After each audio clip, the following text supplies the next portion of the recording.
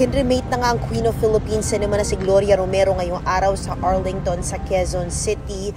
Hinatid siya sa crematorium ng kanyang mga mahal sa buhay, ilan mga kasamahan sa industriya at mga kaibigan. Dumating din syempre, may mga fans din na dumating para makidalamhati. Tumagal ng higit 2 oras ang cremation ni Gloria Romero. Nilinaw naman ng kanyang pamilya na fake news ang mga kumakalat online patungkol sa Last Will and Testament na viral na ngayon ni Gloria Romero.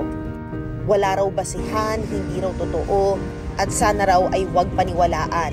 Hinihiling din ng kanilang pamilya na makapagluksa ng maayos sa gitna ng lahat ng ito.